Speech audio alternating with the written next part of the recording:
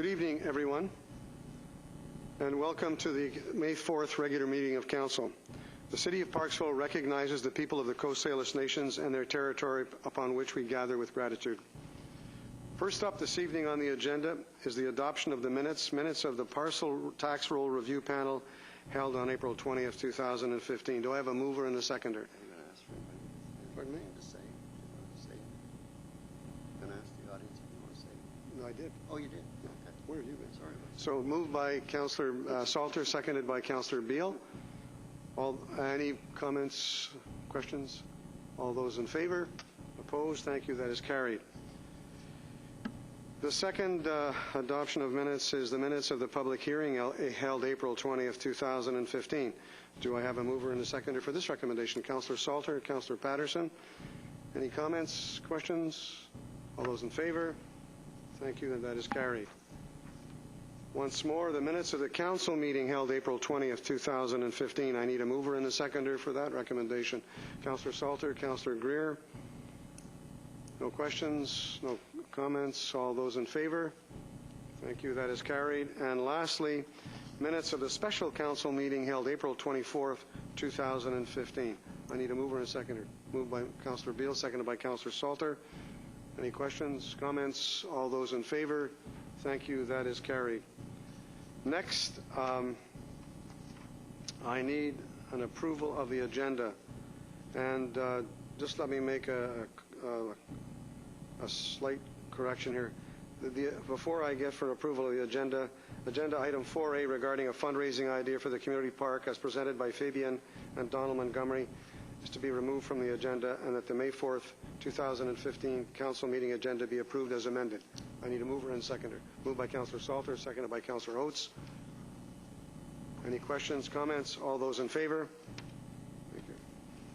The first duty I have this evening, before we move on, is the proclamation of Parksville's Lions Club Day.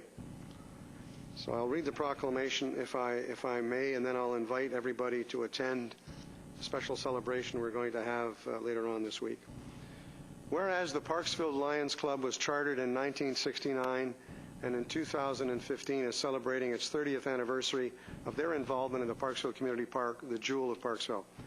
Whereas the Parksville Lions Club is composed of men and women volunteers who dedicate their time to the betterment of our community. Whereas in their 46 years supporting the community, members have unselfishly donated their resources and talents to many community events and projects, most notably, for the past 30 years, their contribution to the Parksville Community Park.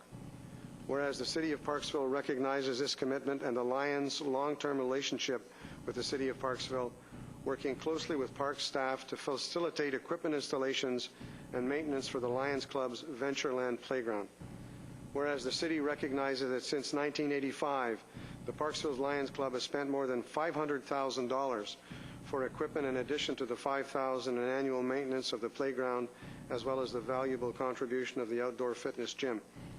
Now, therefore, be it proclaimed that I, Mark Lefebvre, Mayor of the City of Parksville, on behalf of the entire City Council and the Parksville community, do hereby recognize and commend the Parksville Lions Club for 46 years supporting the community and 30 years of involvement in the community park, and do hereby proclaim Friday, May the 8th, as Parksville Lions Club Day in the City of Parksville. And I'm inviting everyone in the public, all citizens, to attend the event to recognize the Lions Club at 10:30 this coming Friday morning in the community park. I think that deserves a bit of an applause. That's good. Anybody here from the Lions Club tonight? Nobody's here from the Lions Club. Oh, okay. Next up, and I don't see them in the audience, we had Mr. McGorman, who was to make a presentation on the city's 2014 city financial statements. So I guess I can't have Mr. McGorman speak, so we're going to move on to delegations, and we'll let the first delegation go, and if in between that time, if Mr. McGorman arrives, we will let Mr. McGorman speak. Question for the Director of Administration. What are the consequences if Mr. McGorman doesn't show up? He can come another time? Thank you. Doesn't have to be tonight. Okay. So the first delegation we have this evening, 4A, has declined and it's been removed from the agenda.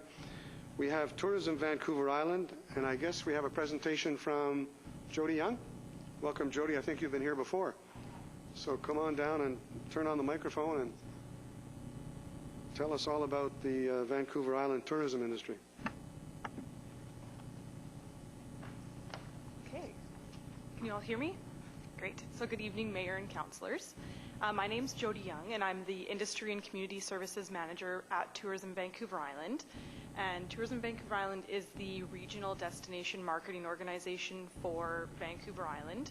And when I refer to region of Vancouver Island, that encompasses all of Vancouver Island, Victoria, the Gulf Islands, and a small piece of the Lower Mainland from Moses to Butte Inlet.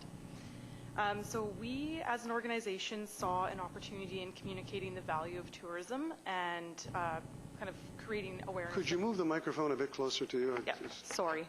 Even closer. Yeah, go ahead. There? Good? Okay. So yeah, as an organization, we saw an opportunity for communicating the value of tourism to our communities, to residents, to economic development organizations, to local government. So we put together a project proposal to the Island Coast Economic Trust, the Economic Development Readiness Program. And the project, we called it Powering Economic Alignment and Growth Through Tourism. And we did it with a number of community partners as well, and one being Parksville Qualicum Beach Tourism Association. So we were successful applicants with that. So from that, we developed a suite of tools, presentations, a value of tourism website, and videos. So yeah, the whole point is to get out there and kind of generate excitement about tourism and the benefit of it to our communities, and to really get all the partners collaborating and aligning their messages. So the first thing I'm going to do is show you the video that we created, because it does a really great job of communicating all those messages that we wanted to share. So I'll just get that going for you. And it's taking places from Vancouver. Start it again. Places. Tourism. It's going places. And it's taking places from Vancouver Island and the Sunshine Coast around the globe with it. Put your place on the map and energize the local economy by supporting tourism for all it's worth. And its worth is really quite staggering. Your constituents can relate. After all, so many of them were tourists first. It got prettier every turn we took, and then we met the people. Even the teenagers were nice. It was just, wow, I could do business in a place like this. Tourism is thoroughly mainstream, a real-world barometer of economic health. It injects new dollars into our economy, generates thousands of good-paying jobs, and attracts innovative investment. We raise more money for more essential services we might not afford otherwise. And it all helps attract and hold on to younger residents who love this island lifestyle, spreading and multiplying the wealth. That's especially good for rural communities with limited economic prospects. And it's pretty good come re-election time, too. Yes, tourism delivers a great ROI. But it takes support, the tools, skills, and funding to help industry stakeholders make good on our promise of an exceptional vacation experience. At the heart of it all, you'll need a great strategy. Compelling, competitive, and clearly distinctive. The Canadian Tourism Commission and Destination British Columbia are working hard to achieve tourism's full potential. Tourism Vancouver Island and your community tourism organizations are right there too. Government support for destination marketing is a 100% way to tap tourism benefits and ensures we spread the word effectively to attract savvy travelers. So show your support. Invest in tourism. Most of us come to an area, experience it, and from there, there's a desire to either stay, play, work, live. It builds upon it. So tourism is essential for the economic development of any region. A good place to visit can be a very good place to live. So many residents, you know them as voters, were tourists first. And many are proud owners and operators of local businesses that depend on tourism. Yeah, tourism really does generate big dollars, and it starts by putting people to work, employing folks in hundreds of different jobs and careers, offering perks perfect for all kinds of lifestyles, from young workers and students to seniors and the families of workers moving in. And don't forget, tourism is quite the driver for resident, workforce, and investment attraction. Economic development and tourism are just a natural together, working to grow your local economy. It's a pretty vibrant and growing scene, and tourism is a huge part of the local economy. It's a huge multiplier effect. It's not just the salaries that they're paying in the tourism businesses, which are important. It's what the people are spending while they're here. Tourism, we're all in. Tourism Vancouver Island and community tourism organizations are working to grow the many benefits of tourism, and you can too. Help make our destination a warm, welcoming, world-class attraction, and we can all be better together. Learn more about the value of tourism and why your investment is a smart way to grow a diverse and more prosperous future. Visit us at valueoftourism.ca.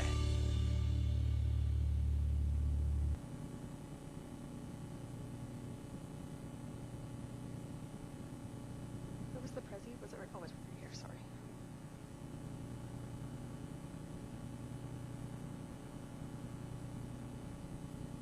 Okay, so Vancouver Island is the #1 destination brand in the province, so we know that we need to work hard to maintain that. So Tourism Vancouver Island, along with our community partners and Destination British Columbia, the Canadian Tourism Commission, we're working hard at that every day to maintain that brand equity in the marketplace. So we are working on building collaboration and alignment among our stakeholders, leveraging investments, so doing cooperative marketing where we can, utilizing all the current tourism resources in place and seeking new opportunities. We believe that it's just going to be that much stronger. If there is a lot of collaboration already going on, but if we can really work hard to get us all collaborating and aligning our messaging even more, that it's going to be just that much stronger in the marketplace. So this is just a really brief overview of the tourism framework in Canada and the province. So up at the top of the tourism framework, we've got the Canadian Tourism Commission. So they position Canada to 11 international markets. Some of those would be such as Japan, Brazil, Australia, just to name a few. And then the next layer would be Destination British Columbia. So Destination British Columbia, again, they're promoting the brand of British Columbia in those international markets as well that the Canadian Tourism Commission already would have gone into, as well as at the national level as well. And then we've got Tourism Vancouver Island, so that's the organization that I work for, and we focus on the closer in markets of British Columbia, Alberta, Vancouver Island, and Washington State. And then we're supportive of Destination British Columbia in a few of the international markets through our trade and media programs. And then down at the next level, we've got the community tourism organizations, so such as Parksville Qualicum Beach Tourism Association in this community. And they, again, would focus on the closer in markets like Tourism Vancouver Island. And they'll work with trade and media as well through Tourism Vancouver Island and Destination British Columbia in some of those international markets. All within that area, again, we've got the industry stakeholders, so that's the tourism businesses, and without those tourism businesses, we wouldn't be able to deliver the remarkable experiences that we do. And we've also got the economic development organizations as well. So one of our goals is to start working with the economic development organizations in the communities on Vancouver Island to get them to start utilizing tourism messaging as well, because a lot of what they're doing is very in line with what Tourism Vancouver Island and our community tourism organizations are doing as well. So selling the brand, showcasing our competitive strengths. So we know we are already successful as a destination, but in order to maintain competitive and continue our success, we need to effectively use our media mix. So we'll be working with the tourism businesses, ensuring that they're effectively using all different types of media tools, so still print publications, social media, TV, etc. Leveraging market investment, so working with our stakeholders, our tourism businesses, to maintain cooperative marketing opportunities, so where we're investing with the tourism stakeholders to help them further leverage their marketing dollars, and positioning appropriate brand to appropriate market, so ensuring that the tourism businesses are promoting their business to the appropriate market as well. And just a little bit about Tourism Vancouver Island as an organization. So we offer over 40 cooperative programs to tourism businesses in the region. So we use a program called Tourism Partner Program dollars from Destination British Columbia that allows us to put in about 50% marketing dollars into, say, our Vancouver Island vacation guide, and then when the stakeholder buys into that guide, it's at a reduced cost to them. We do, 2-to-1 media buy leverage, and those tourism partner program dollars that Tourism Vancouver Island receives each year is a little over $480,000, and then with the stakeholder investment, it gets leveraged to over $1.4 million in the marketplace. And Tourism Vancouver Island, we work very close with communities. So 2 programs that we implement through Destination British Columbia through Tourism Vancouver Island would be the Community Tourism Opportunities Program, which Parksville, Qualicum Beach does access. So each year they receive about 21,000 CTO dollars that they can cooperatively use to market the destination again. And Community Tourism Foundations, so that is a program where we go into the community and help them build 12 to 18-month tourism plans. And I know that there is interest to do that, a revisit in this community as well. And we also plan events for our stakeholders, so our annual conference and AGM, which is coming up in September this year, and professional development days, et cetera. So working hard to build the capacity of our stakeholders. And lastly, just a few messages and tactics for growth of how you as mayor and councillors can support the tourism industry. So it would be to support tourism investment in your community where possible, develop policy that encourages and supports tourism growth, invest in infrastructure that supports tourism, promote tourism career opportunities and workforce resident attraction, and support community destination marketing organizations. And I know that that happens in this community, that you've got a very supportive relationship. And lastly, I would encourage you to visit our website, which is valueoftourism.ca. So it does a really great job of showcasing value of tourism information in terms of the social side, the economics, some really great numbers that showcases how successful the tourism industry is today. And that's it for me, unless you had any questions. Thank you. Thank you very much. It was a very interesting presentation. Members of council, any questions? Councillor Beale. Not so much a question as just compliments to the presentation. It's very attractive, but also very informative. Thank you. Thank you. Yeah, the presentations that we have developed there usually take us about 45 minutes to deliver. So this is obviously a much more shortened version, but when we go into the community and work with the stakeholders, it's a lot more information that we're providing. Councillor Salter. So thank you for your presentation. I do have a question. Can you go back just a couple of slides? I think it's that one. I think it was This one? that one. So since you've been doing this work for a while, I'm wondering if you have any ideas around promoting tourism career opportunities with workforce and resident attraction. Like, how do you square that? How do we explore that? Yeah. I think, well, what we're trying to really kind of get the message out there that tourism is a well-paying job, that there are lots of opportunities in tourism, because it kind of had that reputation for a while that it was just like the lower end part-time paying jobs, but there really are some great opportunities in tourism.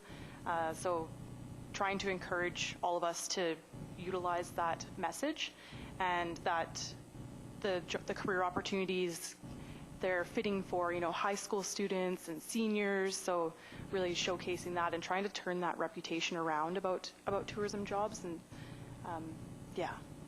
Can I help answer? So are you doing that? Are you messaging that? Yeah. So that's one of the messages in our value of tourism presentations that we're doing. So yeah. Any further questions from members of council? Councillor Beale.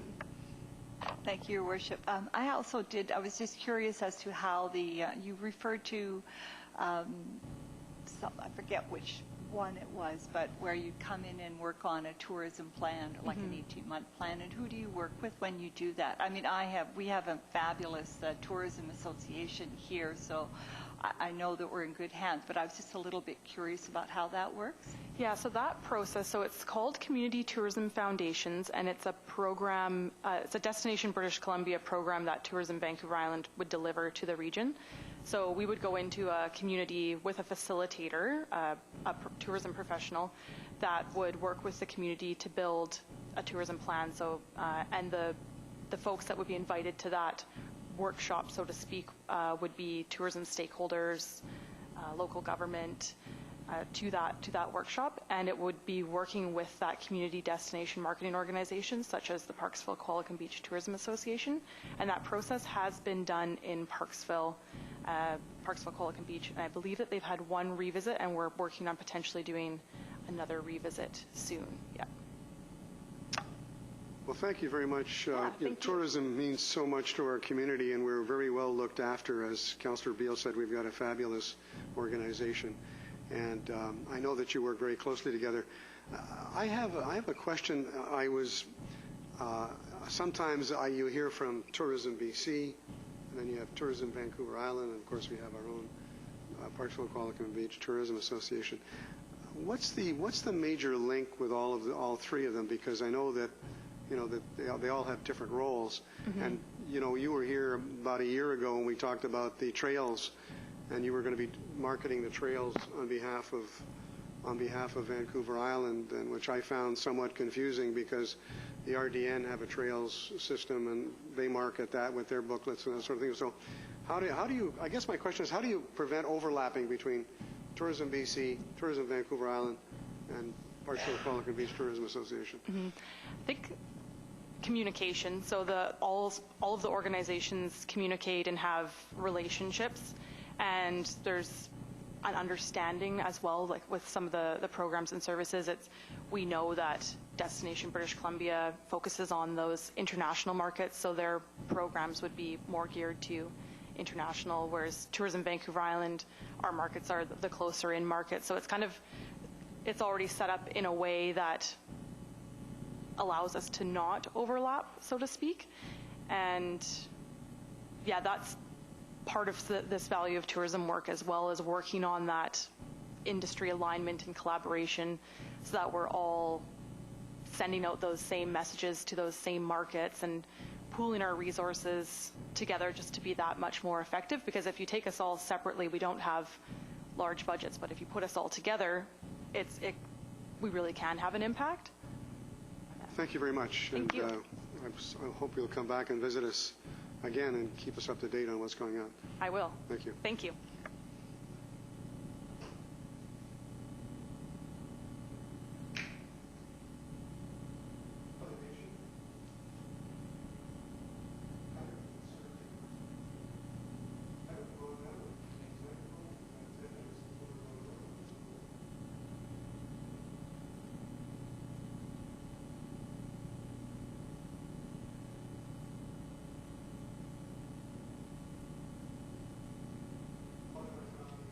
Yep. Copy of your report. Yeah. Okay. Okay. Mr. Mayor, Council, for those of you that don't know me, I'm Kevin Forsyth. I've owned and operated windsurfing Parksville down on Community Beach now since 2008. Okay. The way I first started the business, came to the city, put a proposal in, and said, yep, this is what I want to do. I'm going to build my own homemade trailer. Got 6 windsurfing boards, and they said, yes, sounds like a great deal. And so I took my stuff down and off of the community beach every day, and that was great for about 2 weeks. And all of a sudden, when the Bylaw officers came by and said, you can't be here anymore. I'm going, what? Where's my city permit? Did my license? Everything's in order. He goes, nope, you had to go through a tendering process. Okay, well, let's do that. Well, can't do that anymore. So I got chased off the community beach. About a month later, I finally ended up at the Parksville Beach Resort, which is where my location is today.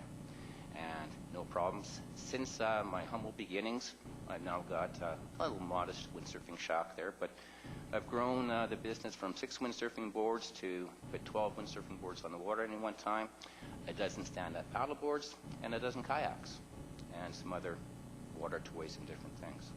So we've been building like crazy every single season.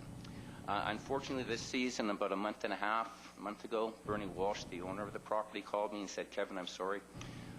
We're really, really shutting down this year. There can't be absolutely anybody on our property anymore. That was a bit of a shock, especially that close to season time. Normally my season starts now. All my marketing I do is already in play. So hence my meetings with Al and Lucky getting me in the right direction, and then the mayor, and then with you guys tonight. So that's kind of where I'm at right now, and where I've been.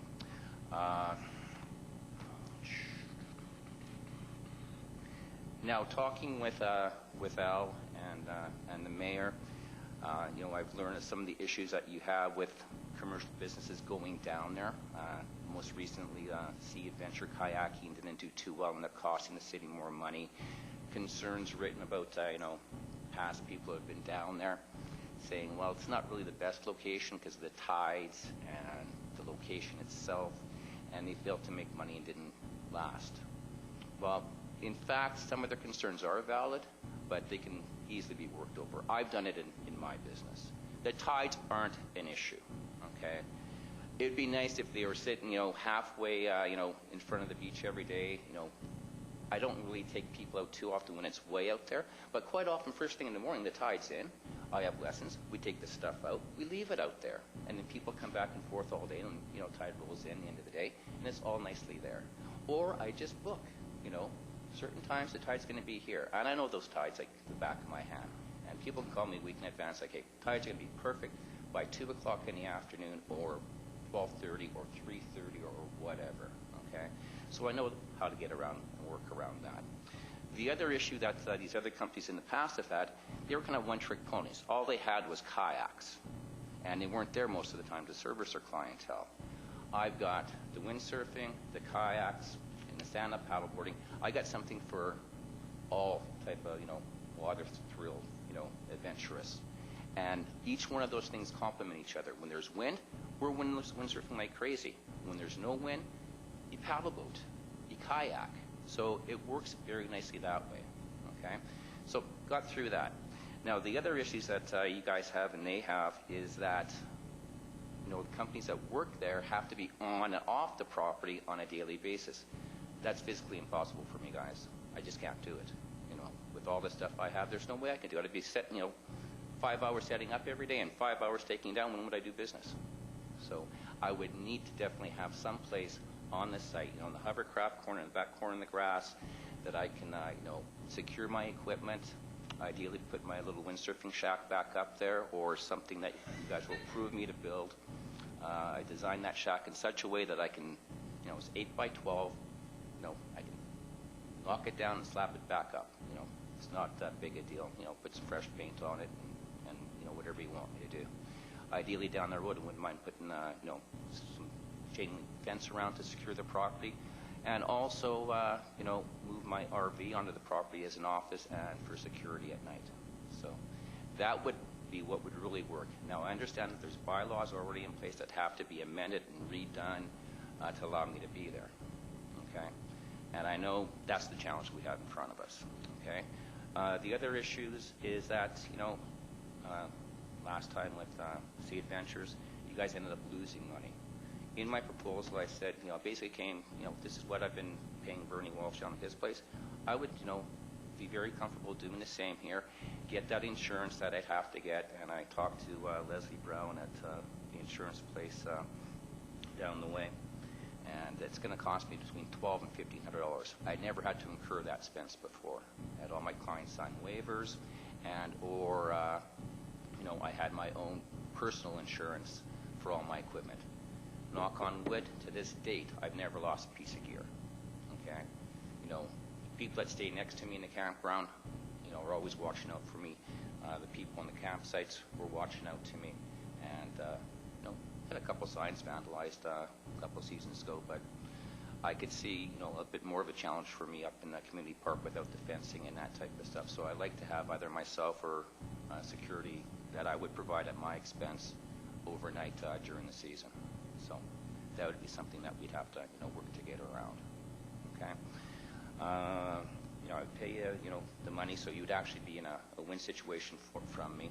And I do not expect you guys to pick up the bill for anything. If you allow me to do signage, that's me. If you allow me to, create my own infrastructure in there, that's me. If something goes missing or gets broken of mine, I'm not going to come, to you guys, help me out here. It's not your problem, it's my problem, okay? So, now, if we can get around those concerns, yeah, that would be great. I could stay. So, finally, I want to create a win-win situation for the city. You will make generate revenue just off of my business with the taxes and the rentals and that stuff. I'm going to be paying you, not asking for anything other than permission to be there. Win for the tourism and the merchants of Parksville. A lot of marketing I do is I go and see the merchants every year, like the big resorts and hotels and that type of stuff. I give them presentations, both for their guests coming in and for their staff. And they're used to seeing me every year. Okay, yep, we're up, open for business and that type of thing. And away they come, sending me in for guests all the time and staff members and that type of thing. So do that every year. 2 years ago, I got involved with Island Daily Deals, and they put a promotion on for me. The first year, I was just going for 100 2-for-1 coupons, and ended up selling 147. I sold out, and they put me on for another day, and I sold another 47. That was a 3-day promotion. Last year, I did it again. They say I'm one of the most successful vendors that they have out there. Last year, I sold over 300 2-for-1 promotions. That's 600 people coming in to town last year. That was just on that one promotion. Let alone all their friends they talk to and all the people that are coming into town, regardless, coming to see me and windsurf. I'm the only game in town on the island for teaching windsurfing and doing what I do. So that is revenue brought in to me, to the city, to the merchants, and merchants that I'm really working with closely on the front right now, the CH Motel, the Beach Club, Park Sands. I've been teaching their kids, people come back every year since they were 8 years old, and now they're taller than I am. And they come back every year. Once they get checked in, the first place they come, Kevin, great to see you again. And every week, okay, they're going to be in from Calgary this week. I love that. So they're certainly going to miss me. And I know that those companies do not want me to move, especially those ones. And Tynamar, they send people down all the time. Bayside all the time. Travelers in all the time. It's kind of like, yeah, we got something to do on the beach. Bang, it's there. The locals, probably 40% of my business is local, 60% is tourist business. The locals, quite a lot of them will buy season passes. I charge them $100, $125 to use whatever equipment they want per month. Okay?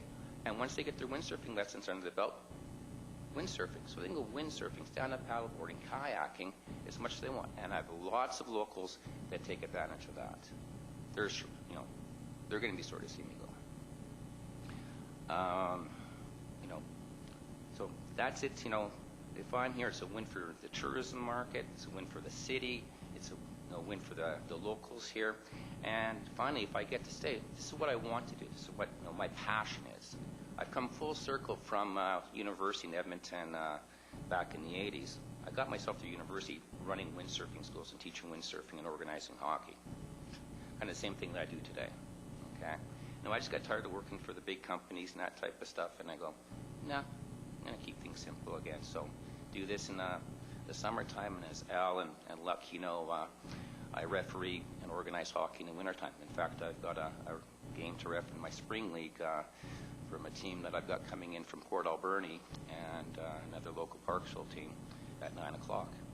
And speaking of my wintertime job, for the last 3 seasons, I picked up the ball in the Parksville Easter tournament, which this year we had 16 teams. I think all but 2 were from out of town, staying in the hotels and that type of stuff. If I'm forced to move, my spring league, my premier league, and that Easter tournament will probably be lost as well. And I've got lots of tourism businesses and ties to the communities that way. I don't want to move, but my main income is my summer business. So if I have to move, my options are Qualicum Bay. They would love me there in front of the Qualicum Bay Resort. One of my hockey guys, Hans, owns that place, and there's lots of resorts right along that in the summertime. Talked to Qualicum Beach, and they would really like me do a proposal to move on to their beach as well. And if I'm not, this is where I want to be, but if I'm not successful, I'm going to have to move. Port Alberni, they would entertain taking me on because they've just cleared up some waterfront and made a little beach area there as well. So I don't want to move, but if I can't stay, I have no choice. Any questions I can answer, I'd be too happy to. Thanks very much. I'm sure that there's a lot of questions. I'm going to start with Councillor Greer, and then Councillor Salter, and Councillor Oates, and then Councillor Beale, and then Councillor Patterson. So they're all lined up. Away they go. Okay. Thanks, Your Honor. Thanks very much for coming, Kevin. I've known Kevin for a while, and he's a very positive, aggressive young entrepreneur. And I think his idea and what he does on the beach is extremely important to Parksville. I know we have a number of stumbling blocks, which we've discussed, but I think the city, the council should really take a long look at this and see if we can't make it possible for this to happen. I think we need more entertainment things in the summer for the people, the tourists to do. We need more activity, and this is certainly one that fits Parksville very, very well.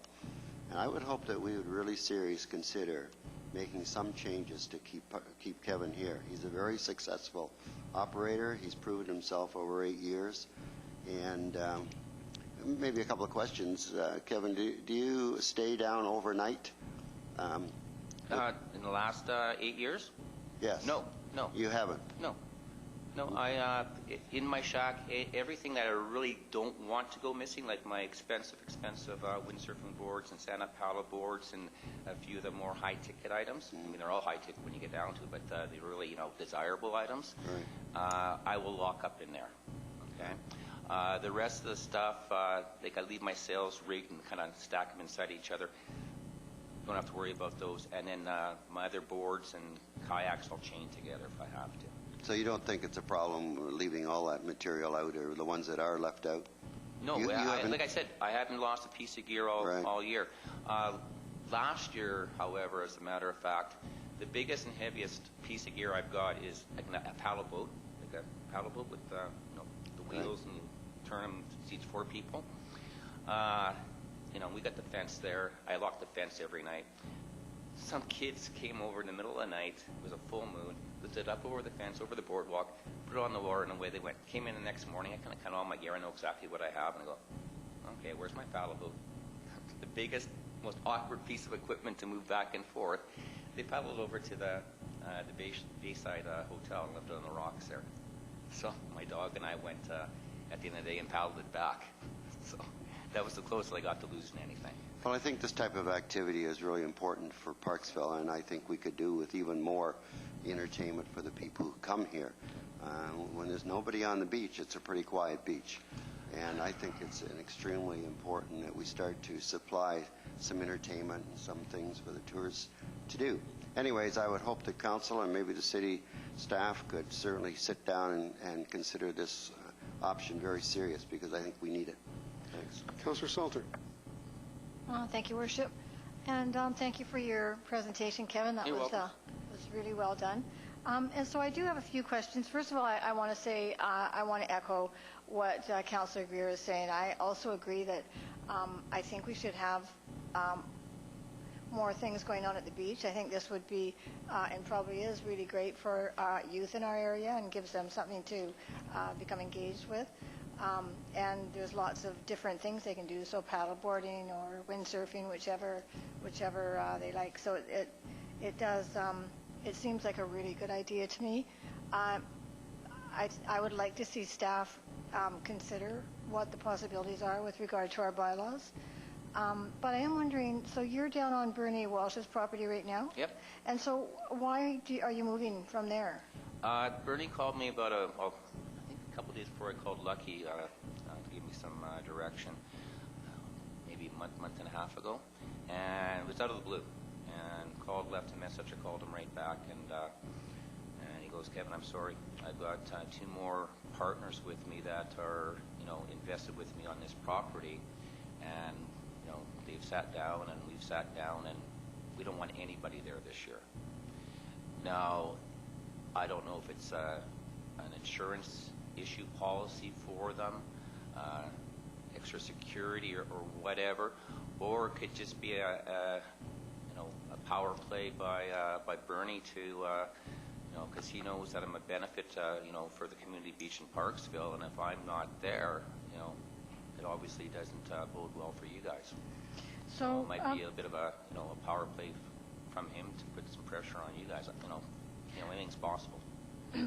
okay, and so you were talking about staying on the beach in an RV. Yeah, I've got a 24, 26-foot C-Class Travel Air with an awning that I'd set up as my head office, and and either myself or one of my staff members would stay on the RV to secure our equipment at night until I can get some fencing in place and secure it better that way, instead of just having it open and along the road type of thing.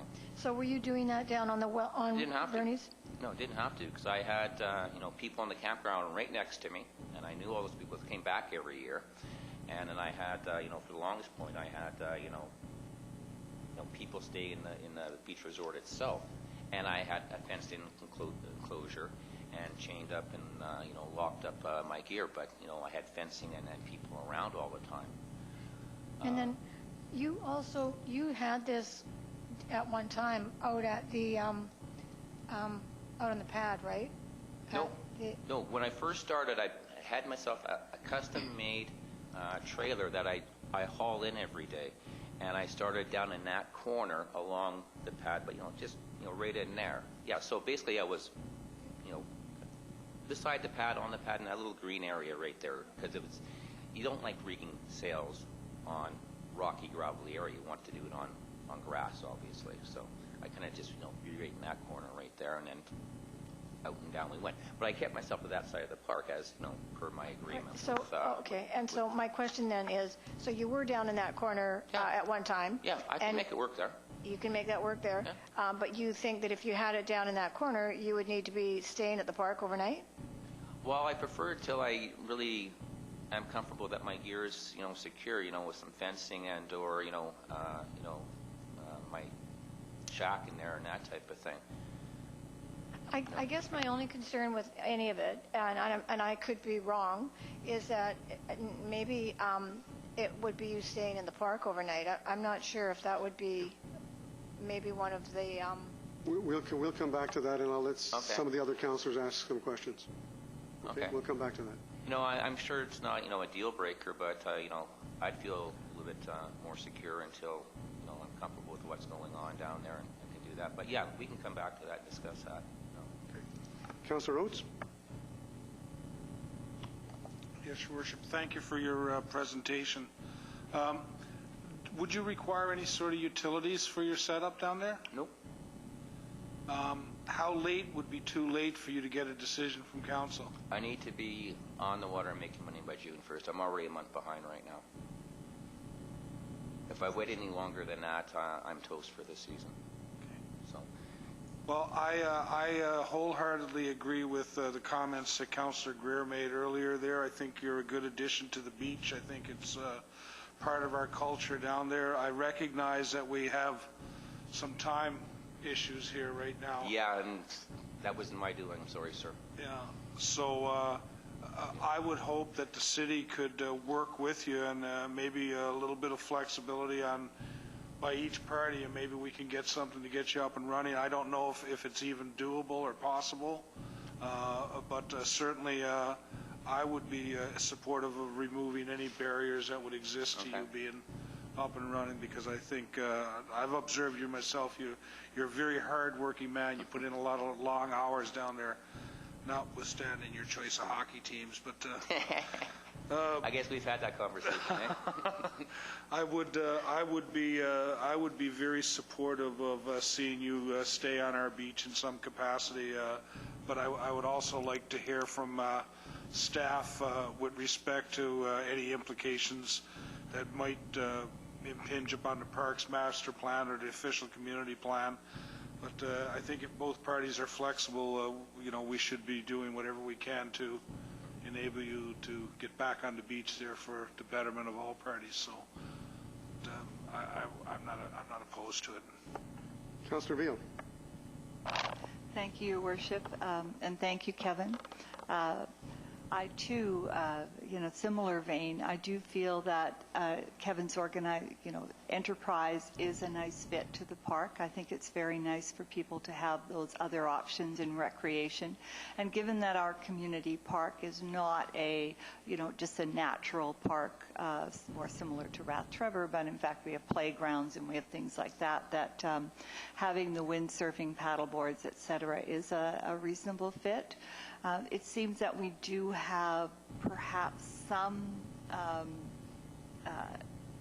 similar situations even with fencing, when you think that during Sandcastle we do in fact have some temporary fencing up and we have people who are there providing security.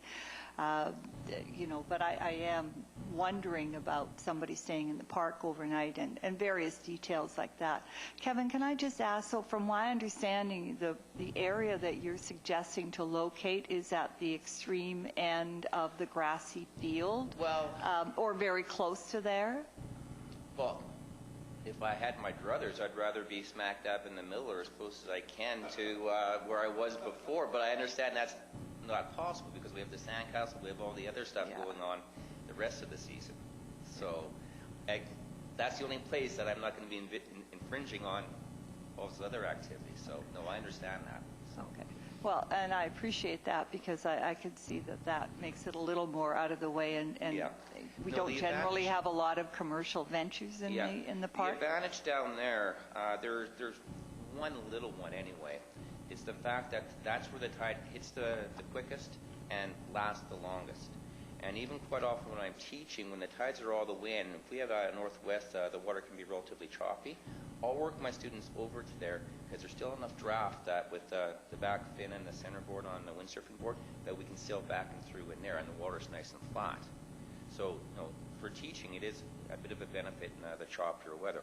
Oh, and then just going back aside from there, I've taught in well over 100 venues for windsurfing across Canada, all over the place, from Ontario, where I learned, to Alberta, Saskatchewan, Victoria, up and down the island. And I call it my bay, but our bay, by far, is the best venue for teaching windsurfing I've ever taught out of. Three main reasons, really. Number one, the winds are always predominantly onshore one way or the other, southeast, northwest. So I can't lose anybody there. We've got a bay, okay? They can't get blown out to sea around the point or what have you.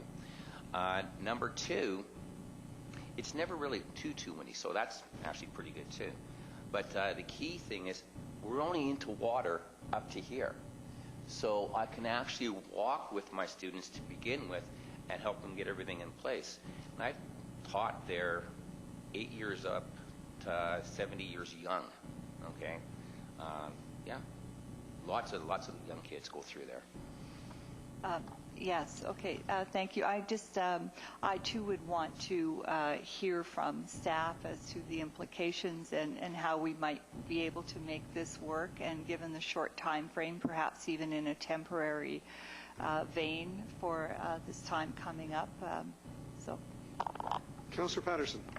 Thank you, Your Worship. I'm hearing around the table that we'd like staff some assistance on where to go, but I'd like I'm not sure if Ms. Comas can give me any detail from past experience. We've had one of the other kayaker groups that have pulled out from the bay, I think, in the past, that had a business type license. I'll be perfectly honest, I do not want a motorhome left overnight. Okay. It's not a deal breaker. And that, but I'm all for business. Okay. Definitely, and I appreciate everything that you're doing, Kevin. Any problems with moving it down on a daily basis? Still kind of run as my head office there? And take it on and off every day, just a motorhome? I'm not going to give you a yes or no from me personally. I'd like to get some more feedback. So I'm not, as I said, I'm not sure if Ms. Comas can say anything tonight when you're or not. giving the feedback, I'm going to step in here for a moment. What I'm hearing is, and I need this as part of your presentation, who assumes all the liability? Can all the liability in terms of indemnifying the city from any lawsuits, can that be assumed by the proponent? And then we'll get to the issue of assuming liability if the proponent's not going to be there during the overnight and something happens. The city can be held cannot be held liable for any of these problems. Well, Your Worship, in the past, when we have had water sport activities down there, it has been the responsibility of the business to have adequate insurance and to name the city as being indemnified by their insurance. So the insurance aspect of it isn't much of an issue, but staff would appreciate the opportunity to review the proposal and provide a report to council with respect to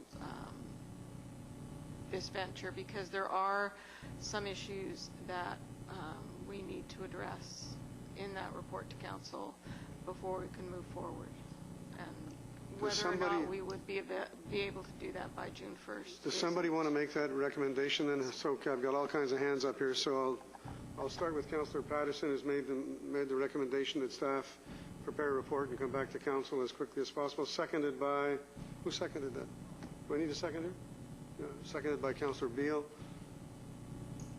What about the aspect of others who might be interested? Would there be a requirement there to give other people the consideration to also apply?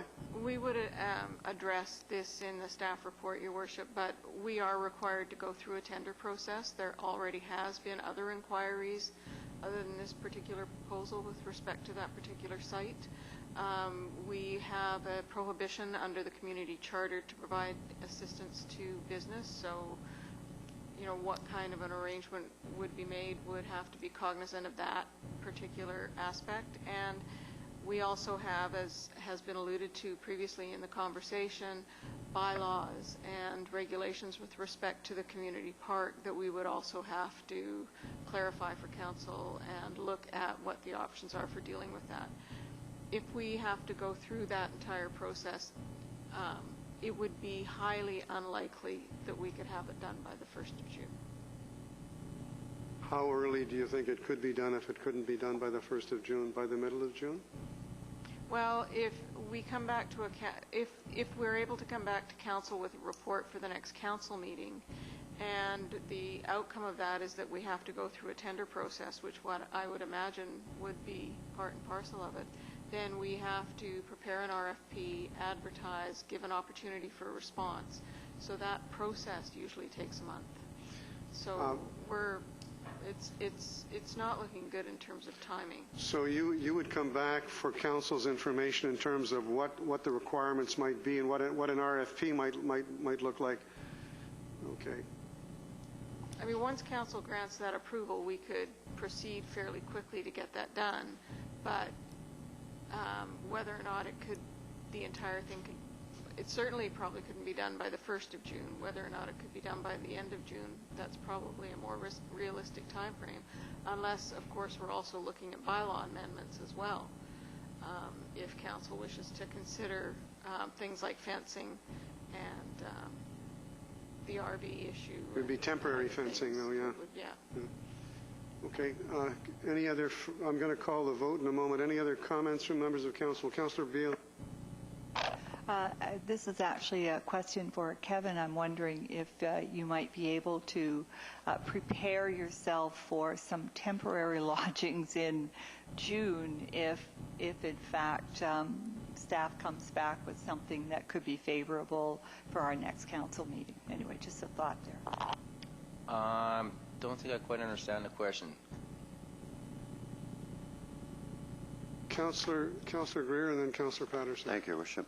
I think Councillor Beale was talking about if we weren't prepared, if it wasn't feasible for us to have it done by the 1st of June. Okay. Could you maybe use Bernie Welch's property for a month? Nope. And then move over? I tried. No. You can't do that. Our last conversation with Bernie, I said, well, as soon as I find some place to go, I'll get my stuff off. And, and I said, well, is there anything I can do? Can I even stay for a little bit? He goes, no, Kevin, I'm sorry. I'm sorry. So. Well, I would hope that we could rush this along as quickly as possible and call a special council meeting if necessary to approve something. I can give Bernie another call tomorrow and say, the city's, actually looks like they're working with me. They want to get me through, but they've got to change some bylaws and do a couple of things. It's going to take them a little bit of time. Can I even stay for till, the middle of June, June 30th, and, he may let me do that. I don't know, but I wouldn't hold my breath on it. In fact, I'm probably expecting a call from right away to get the rest of my stuff off there. I don't think he minds me leaving it there so much as if I start operating my business out of there and he hears about it, then I'm going to be, in big trouble. But no, he wants my stuff off there as soon as possible as well. But I was hoping, Councillor Patterson, Councillor Oates, Ms. Comas, do you want to step in right now before we go on? Sure. Your Worship, I just would like to caution Council that we will likely have to go to tender with respect to this proposal, in which case there may be others that also put forward proposals, and we would be obligated to consider all of those proposals on the same criterion, could not be shown to be showing favoritism to any one particular proposal. If I could make a suggestion on tender, and I don't mind competition at all. Even when Leslie came in, I was actually thinking of inviting her on to my property with me, or not Leslie, that was the one after, or the one before, but it was Jen. I wished her the best, and told her what to look out for and that type of thing, and unfortunately she learned the hard way. By that time, I already had a fleet of a dozen kayaks. Had it been 2 or 3 years earlier, and only had a few then, I would have let her stay with me right there, and would have complemented my business. I wouldn't have a problem with that. Now, for the tender process, I don't mind going into competition against anybody as long as it's apples to apples. So, I would expect that they would be full service windsurfing, stand-up paddleboarding, and kayaking, all the services I'm going to provide. If we have one guy's got to come in just with kayaks, another one's coming in with paddleboards, cutting my business by 2/3. Well, obviously I don't like that too much. So if they're going to compete me on a level playing field. Don't let them cherry pick one part of my business and not another without compensation for me. Is that fair? Okay, Council, is there anything pertinent here, because we want staff to move on this? Anybody have any other comments that are relevant to this discussion, or can we move on? Yes, go ahead. Did you ask any of the other resorts and any of the other businesses that are located down in the community park to set up shop in front of, or? The beach club would absolutely love to have me, but they don't have the room. Okay. And that's right next door. There's no room. I mean, that's all, big from the beginning all the way. They've got that grassy area there, but that's all guest area. I mean, that's their front yard. I can't have that much equipment in one place. How much? So how much space is required? Well, basically the little footprint I've got there right now. I can get, when everything's kind of packed up in a nice little corner. This area that we have in this room, that's all the space I need. Like this surrounding area? Yeah, basically. So I can actually squeeze in a little bit more. So not the campsite, not the... The campsite doesn't have room either. Okay. I mean, they've got trailers all along the fences, the whole place. So they just don't have the room. The CH Motel, if I went right onto their property in the corner there, it would take a lot of their, community area away. And again, that's the worst corner to be on. And, I don't think the CH would entertain it as well. As much as I love those guys and I've done business with them forever, I don't think having my business there would work for them as well. And it's, the worst corner of the beach to be on as far as the tides go. And those are my only choices, Okay. unfortunately. Anything else that's relevant to, before we ask staff to get moving on this and get back to us with some recommendations? Councillor Rhodes, you had a question? No? Okay, Councillor Salter. Thank you. I just have you considered renting a space down at the, is it the Park Sands, that one right at the bottom of the hill there, beside Bernie's property? Sorry? Oh, yeah, that's a campground. Have you thought of just renting a space in that campground and then setting up? No, I can't do it. I already asked them. Oh, okay. Yeah. No, their prime real estate, per se, is right across the front there. They charge $55 to $70 a night for the waterfront RV sites. So those sites are 100% full in the summertime. And, for me to move into their areas, no. that's a big chunk of revenue, and they're not prepared to leave with that. You know, as much as they want my services down there, it can't be off of their property. And I talked to the owner, who used to own the beach club, by the way, and he goes, "Love to have you there, just not enough room," and sorry. So Okay. I tried. I have to call the vote. I know we had a mover and a seconder. I'm going to call the vote. All those in favor of having staff study this and getting back as quickly as you can. One of the things that I can tell you, Kevin, is that this council is very flexible, so if we have to have special council meetings to consider this, we'll do it to move things along as quickly as we can.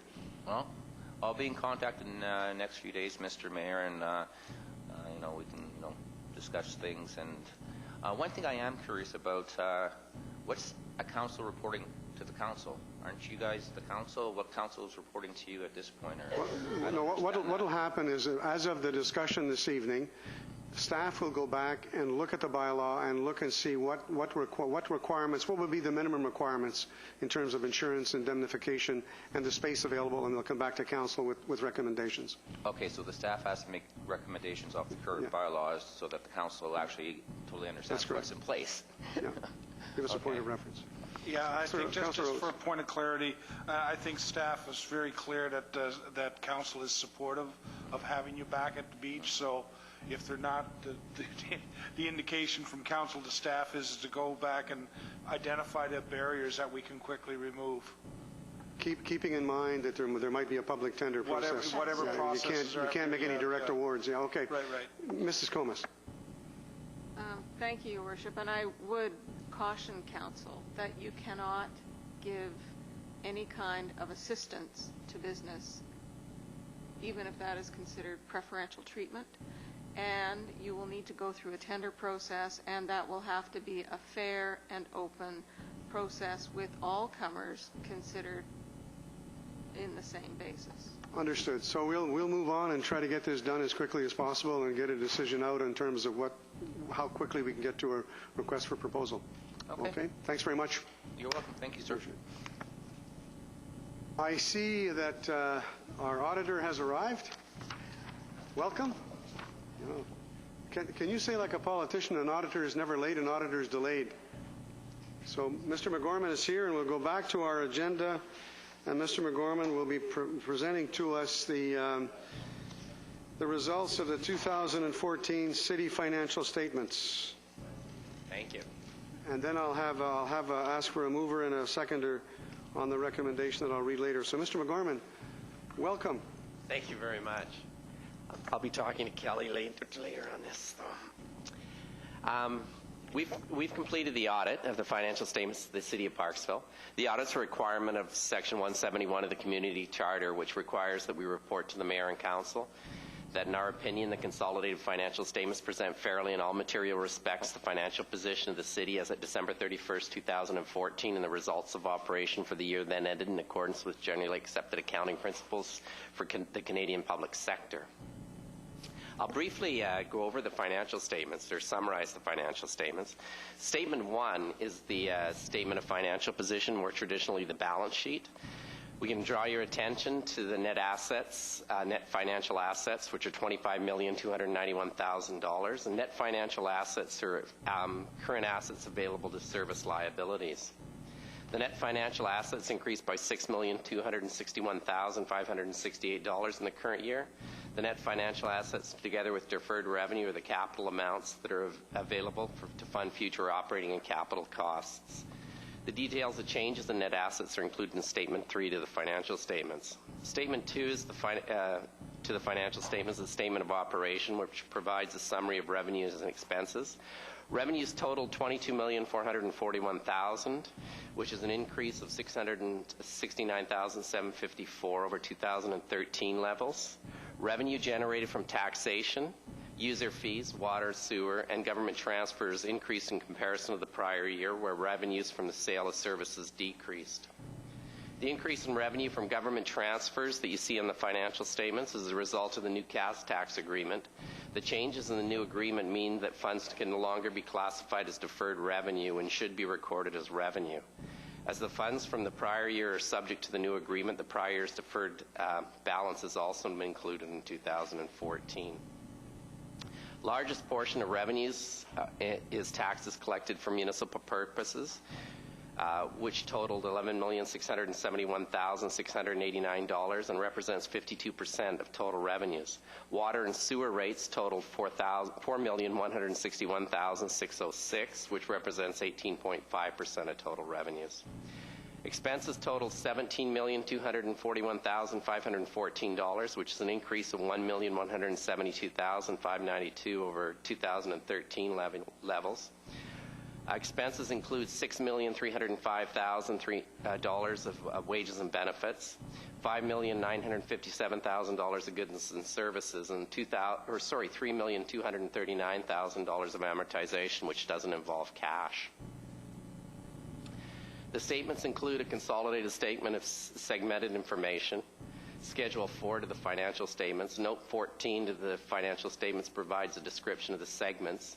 The annual surplus in each segment provides an indication of how much revenue each segment generates and how much taxation revenue supports each of the segments.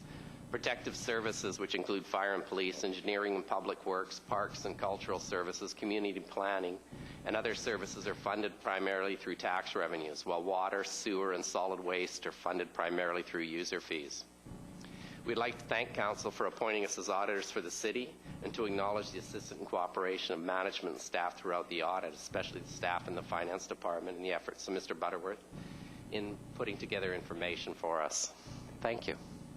Well, thank you very much. Just for Council's information, last Monday, Councillor Oates, Councillor Greer, and myself, part of the Audit Committee, met with Mr. McGorman and his staff. We spent a few hours together.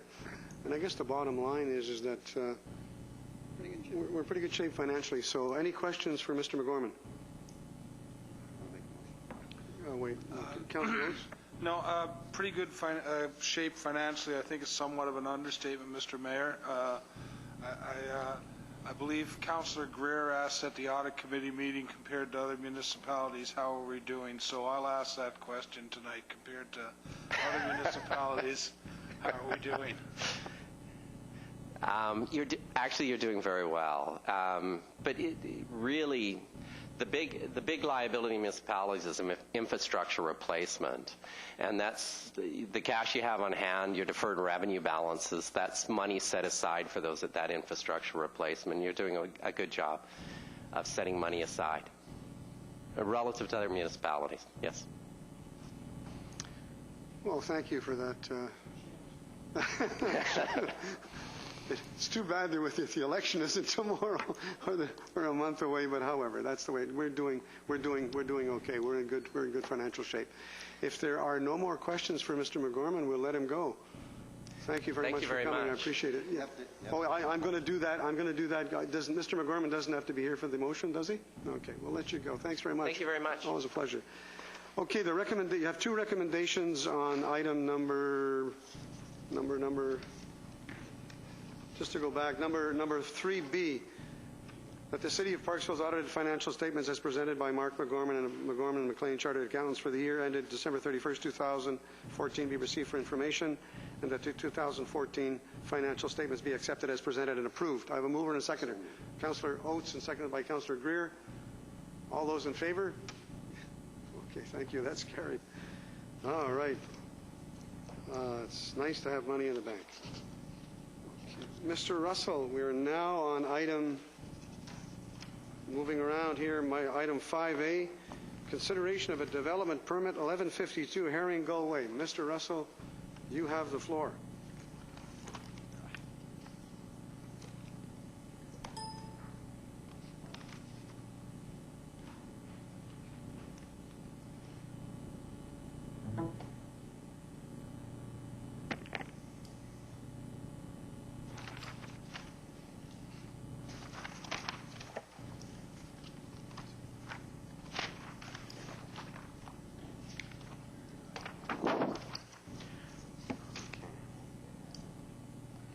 So I'll try to keep it short and sweet. So before consideration this evening is the issuance of a development permit at 1152 Herring Gull Way. This is a sort of map of the property. There's the air photo. This property had prior development permit approval, but the original building didn't proceed. It's basically a steel building in a box. So the same building is now back before council, and this time they're proposing to proceed. This is the updated plan showing it. The landscaping is essentially the same. Some new plant species changes have been incorporated based on their landscape architect's recommendations. Just to zoom in on that, and that's just the site plan. So it's fairly straightforward. In reviewing the proposal, given its magnitude, it appears to be in general compliance with the development permit area guidelines.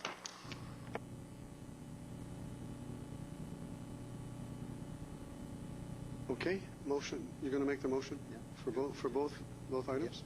I have a motion by Councillor Gert. I have a seconder, Councillor Beal.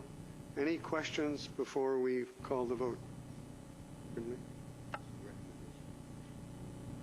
Let's mover and seconder for the recommendation. It's on. Okay. Councillor Oates. This application has like is there a component in this where someone's actually going to live on site?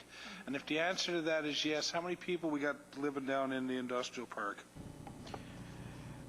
If I may worship through to Councillor Oates, the design incorporates a living space. The zone itself allows for one dwelling unit per industrial property.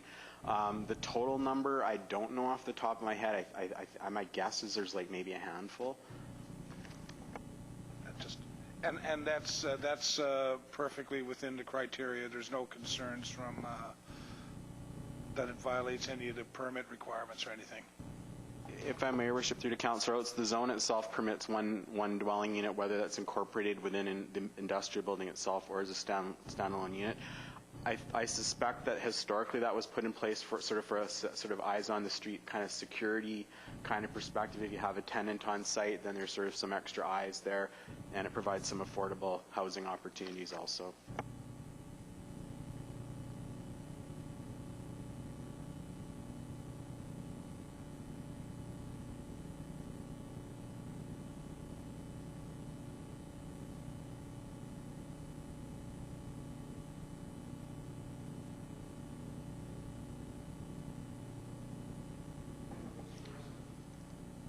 Is the consolidation of the city's zoning and development bylaws to create one unified zoning and development bylaw for Parksville. Mr. Russell, over to you once again. If I may, Worship, I'm going to try to be brief with this, but I may not be quite as good on this particular topic. So when the resort area came into the city, and it came in a number of phases, primarily in the 90s, 92, I believe it was 95, it brought with it the regional district of Nanaimo zoning bylaw that was in place at the time, and those zones have remained in effect since those areas came in.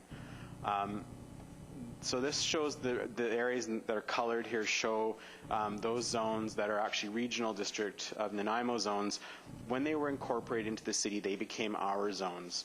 So those are our zones, but they were kind of frozen in time, what they were back in 92, 94, 95, whenever the specific area parts came in. It basically creates challenges both to the public and into administering the bylaw, and that we have bylaws, zones with very similar but not quite the same ways of operating. For example, we have in Parksville, we have two single-family zones. We have our standard main Parksville zone, which is RS1. We also have this carryover regional district zone, which is RS1N. Let me zip through some maps here, but they're similar but different. Everything's similar but different. And for example, the way setbacks are measured between the two bylaws are different. In our main bylaw, we measure from the wall, which allows you to have a bit of a roof overhang. In the bylaw that we brought in from the regional district, those are measured differently. Height's measured differently between the two bylaws. The RDN bylaw measures absolute height. Our bylaw measures an average of the peak and the eaves, and that goes through every kind of definition you can imagine in the bylaw, but it also causes public confusion. So if someone's looking to purchase a property that is single-family residential zoning, they assume that with that standard single-family residential zoning, they can have a secondary suite if they choose, or operate a standard home-based business, or any one of those things. But we don't have one RS1 zone. We have, in a sense, two of them, with this little holdover area back down here that causes a lot of confusion for folks. The same is also the case with our industrial zone. So Parksville itself has its main I1 zone, but with which is the majority of the industrial park. This whole area down around here is all predominantly I1. But the regional district areas still have their regional district zones, I1J, I1H, and then there's also IN2. So again, it creates a bit of complexity in what are the differences. And sometimes they're both called, they'll have medium industry as a permitted use, but the definitions are just slightly different. So on what someone may or may not want to use the property for. Most of the zones have a comparable zone within the city bylaw. The CM5D zone, which is in the tourist commercial zone, we have a tourist commercial zone which is functionally equivalent. Same with the RS1, we have a functionally equivalent zone. There's a few that we don't have precise matches for, and that's basically what this map shows. These are the ones that we don't have, sorry, got my maps mixed up here. Forget it, I don't have it in the map. Sorry, we have a few that we don't have precise matches for. So we don't have a Water 1 zone in our main bylaw. The RC1 zone is actually specific to Lefebvre Provincial Park. There's no other place that has that zone. And then there's this sort of anomalous CM2J zone, which has a few, let's see here, an interesting mix of uses: funeral parlor, gas bar, nursery, office. So for those three zones that we don't have comparable city zones, we're proposing to basically bring them into the city bylaw pretty much as they are in the bylaw that we'll be bringing back to you. The other zones, we're proposing to normalize them with the predominant city zone that we already have on the books. So this would then convert to the city's, this would convert to the city's standard tourist commercial zone. The industrial zone properties would convert to the standard city's I1 zone. The RS1N zone would convert to the R1 zone. So that's the intent of the proposed bylaw change. So what you just told us very cogently is that this would simplify life for future purposes of development and rezoning and all that other good stuff. It would simplify life both for the public in knowing what their zoning is, to be able to determine what they can use their property for without running into this confusion that there's something almost that sounds the same, that's almost the same but slightly different. And then in the day-to-day administration of explaining to people what they can do with their property or how to measure the height of their building so that they're in compliance with the bylaws, it's much simpler wherever possible to have a uniform bylaw approach in place. Do I have a mover and a seconder? Moved by Councillor Greer, seconded by Councillor Salter. Any questions for Mr. Russell? Councillor Oates. So if you were able to homogenize these criteria, would existing people then be grandfathered, for the want of a better term? If I may worship through to Councillor Oates, yes, they would have what's called legal, as in permitted non-conforming status. So they would be grandfathered if there's any kind of discrepancy between their existing legal use and whatever the bylaw change introduces. But for most intents and purposes, there's a pretty good fit between the city zones and the existing regional district zones. So any discrepancy would be minor, in my opinion. Councillor Beale. Thank you, Your Worship. And following up on that, even if the owner stays the same, then any subsequent development on those properties, though, would in fact then need to follow our existing rules for that new zone, right? It's essentially the legal non-conforming status stays with the use. So provided the use itself for example, doesn't cease for a period greater than 6 months or a year, depending on if it's a seasonal use, then that use can continue in perpetuity. If it ceases for a period of a year, let's say, then the use is gone. And in the case of siting, it's the same, like say a building didn't meet the setback requirements, if it was destroyed by more than 75% of its value, then when it's reconstructed, it would have to be reconstructed to the new standard. Just go ahead. And one final question. So if I understand correctly, the property that you've colored in red then will be a unique lot or area in the whole city, and that it will be something quite different. Is that correct? If I may, Your Worship, through to Councillor Beal. So presently it is unique in its configuration, and it will now be normalized. So it will now have the prevailing standard single-family zone. There's some subtle differences between them. So for example, the uses, they both permit a single-family dwelling. That hasn't changed. In some ways, the standard RS1 zone is a little bit more permissible with respect to minimum lot size, 1,000 square meters versus 560. It's kind of a bit of you win a little bit, lose a little bit. The height is slightly different. Our main bylaw is 7.5 meters for your principal dwelling, albeit measured differently.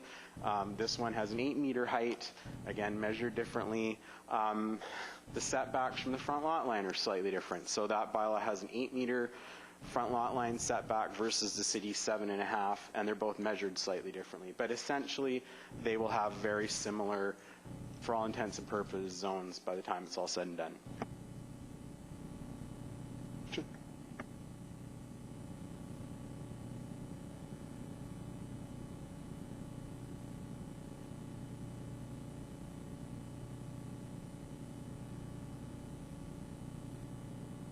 I'm sorry.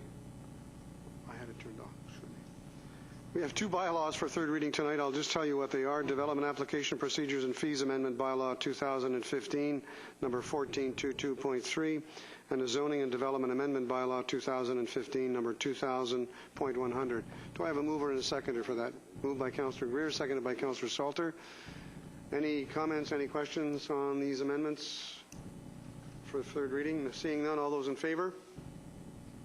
Thank you. That is carried.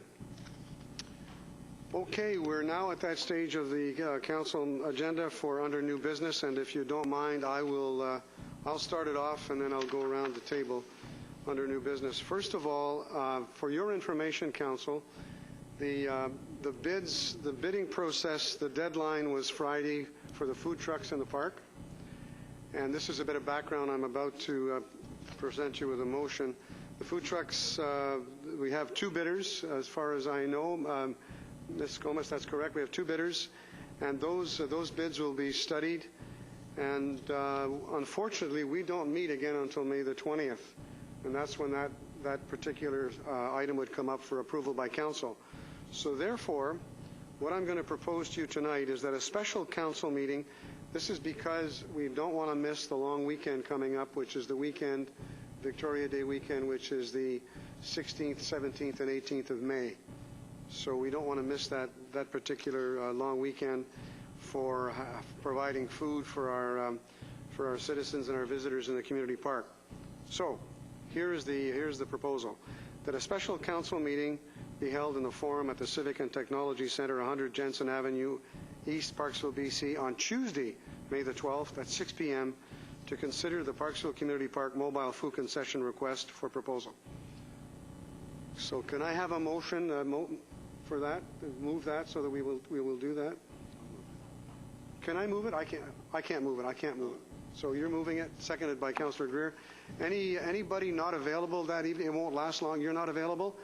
Is everybody else available? Because we'll have a quorum if you're not available. I have a beach festival committee meeting that night. What time? 6 o'clock.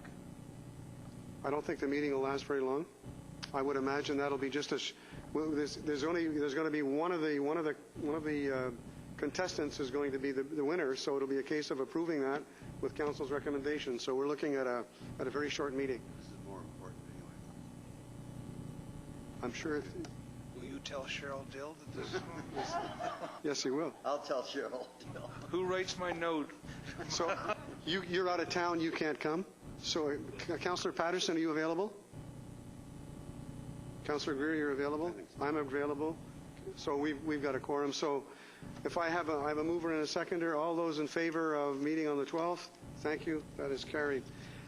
Very briefly, I was invited to throw the first lawn bowling ball for the 20th season of the Lawn Bowling Club in Parksville. And on that note, there was a competition 2 years ago between Councillor Greer's team and my team won. So I'm going to give Councillor Greer an opportunity tonight. I'm going to challenge him to a rematch, double or nothing, winner takes all. The challenge will be not $50, it'll be $100. And we'll get the Lawn Bowling Club to set that up for us. Are you up for the challenge, Councillor Greer? I am up for the challenge, and my girls are ready to go. They're much improved over 2 years ago. There's one stipulation: you can't have a professional on your team. Last time you had Lucky Butterworth, I think, and he's now a professional since he's a member of the club. So he's barred absolutely from this contest. No, but you have been a member. You are a professional. You are a professional, and you can have anybody else. Mary Beale has volunteered, and Kirk has volunteered. I need 2 players. I've got one other player, but I need 2 players. Just a comment. It's nice to see Councillor Greer conceding and making excuses tonight before the competition actually starts. I want my $50 back. We're going to be playing hard.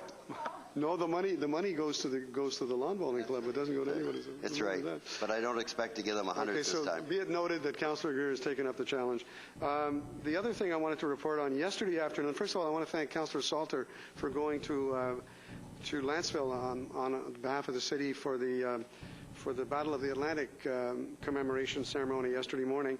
And yesterday afternoon, I attended on the behalf of the city the Ladies Auxiliary of the Royal Canadian Legion. They're having a major biannual convention here in Parksville. Members from all over the province. It was wonderful to meet everybody and welcome them to our fair city. And I happened to mention just in passing that the weather we had yesterday is like this pretty much 365 days a year. And some people believe me, but that's what mayors do. You make everything look good. Okay, moving on. New business. Anybody else have new business? Councillor Beale and then Councillor Oates. Thank you, Your Worship, Council. Yes, I've recently attended Flourishing in a Green Economy, which was an event that was held in Qualicum Sunday the 26th, and it was a really interesting and inspiring and well-attended event, and showcased a number of different ideas of green initiatives and how we can grow our economy through this transitional time, moving away from the age of oil and moving into a greener economy. So one of the things I noted was that people who were wanting to build using solar and other ideas, that they did find that there was a shortage of people in local construction who had the knowledge and experience with these greener energy solutions. So I hope that over time that people coming into the industry and young people getting into the construction industry will have an opportunity to learn more about different options. And of course, one of the things that did come up because there was a display of electric vehicles was around the idea of fast chargers and so on, and how they can be a real boon for our economy because people who have these cars will come here. So I do have a motion to make. We had a little information about the possibility of an incentive to have a fast charger in the community. So I would like to move that staff be directed to investigate grant opportunities, general costs and feasibility of a public level 3 fast charging station for electric vehicles with the City of Parksville, and report the findings back to the council. And I hope I have a seconder for that. And just to add to that, I understand that we've asked staff, of course, to investigate grants, but I understand that BC Hydro is quite interested in helping with the installation of these as well. Ms. Comas, I call the vote on that. We have a mover and a seconder. All those in any further questions? All those in favor? Thank you. That is carried. Just very briefly, I had the opportunity to attend on behalf of the city the presentation by the water dancers, the synchronized swimmers in Qualicum. It was absolutely amazing and delightful, and it certainly showed a great display of teamwork and skill, and lots of hours of practice went into that, mostly youngsters, but also a master's team, and it was really a great event. And finally, I also had the opportunity to attend along with our mayor Plan H for Healthy Communities. It was a forum of health professionals, school district officials, elected officials, and many others, focusing on, what is involved in creating healthy communities. And an interesting statistic I wrote down was that they find, it's no surprise, I don't think, for anyone here, but that 75% of the factors that contribute to good health do not come from the health the health system, but they in fact come from community-based systems and how we live our lives with one another, socially and physically active and so on. And also the idea that we really need to focus some efforts on looking at the upstream, i.e. not just dealing with the problems that we see, but looking back and seeing where do they come from and what can we do to work to prevent problems and save a lot of heartache and money while doing so. Well, thanks very much. I attended the Flourishing in a Green Economy with you, and one of the things that was interesting to see was the small houses, and we'll have to talk about that at some point in time. And there is a movie that I'd like council to see put on by the Sierra Club, but we'll talk about that at some other time. Councillor Rhodes. Thank you, Your Worship. A couple items, actually. I meant to bring this to council at the last meeting, but it slipped.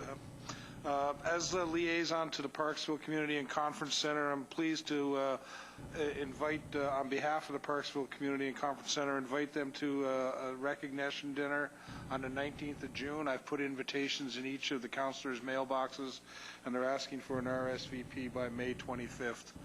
Also, that will be the evening of June 19th. On the 20th, they're planning on having a community fair. There's a lot of, it's meant to be free events for the community. They're currently investigating sponsors and trying to bring out activities for that. One of the things that they're planning on using is a dunk tank, and if any members would like to volunteer their time to sit in the dunk tank, I understand that perhaps there are members on council that could generate more money than others, but if they were to attend.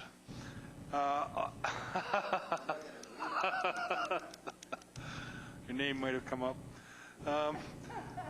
Also, another role that I have on council, I'm the liaison to the Beach Fest Society, and this was an issue prior to the previous council meeting, but I understand that discussions have been taking place. It surrounded that there might have been some possibility that the fireworks for the Beach Fest this year were in jeopardy, but I understand that there have been discussions taking place since then between the city and the Beach Fest people, Quality Foods, in order for that to happen. So I just wanted to officially raise it here so that people know that we're aware that it's an issue. And that's all I have. Thank you. Following up, for everybody's information, June the 19th is a Friday night, so I'll certainly intend on going. Any other items under new business from anybody? Seeing, okay, Councillor Patterson. Thank you, Worship. I think we actually have another meeting, council meeting, prior to 2 or 3 of the liaison appointments that I have as well. May 22nd is the opening for the farmers market at the Parksville and Historical Society in the evening, so I think we all have invitations for that, as well as the Oceanside Accessibility Association and their Wheelabout, which is, I believe, the same day on May 22nd, but it has been changed once or twice, and that's it's a Friday. The wheel walkabout starts here yes, at this building. Yeah, at 12 o'clock. And I think that's about it, because we'll have another meeting and I'll bring up some other things then. Did you want to talk about the grant award? I'd love to talk about it, but I wasn't sure if I was allowed to. Am I? Okay. So this past Friday, Mayor Lefebvre, myself, Councillor Beale, and and Councillor Greer were able to attend the presentation for one of the grants. Well, we had two grants that we were presented with. Mayor Lefebvre can talk about the one, but we had one for $18,000 for the Oceanside Accessibility group, and that'll be looking at doing part of their new brochure and some other accessibility options and everything that to make Parksville a more inclusive community, and I'm really looking forward to what they're going to do with that. So, and that was presented by our MLA, Michelle Stillwell. I almost forgot the other. I'm glad I reminded you. The other grant was for $54,000 for the community park, and our communications officer arranged all that for us. And our MLA was now a cabinet minister. It's her ministry, I guess, that provided those funds. So we're very grateful to MLA Stillwell for that award. Yes. Well, we're certainly grateful to MLA Stillwell, but we're equally grateful to the staff that applied for this and got its money for that. So I'm not sure who that was, but thank you. Yeah, that's our communications officer. We call her the grant lady. She's the. Thank you to the grant lady. If seeing nothing else, I'm going to call for an adjournment of this council meeting. Do I have a mover? Councillor Beale, Councillor Patterson. We are adjourned. Thank you very much. Don't forget to give me that, guys. Eh? Don't forget to send me his. Yeah.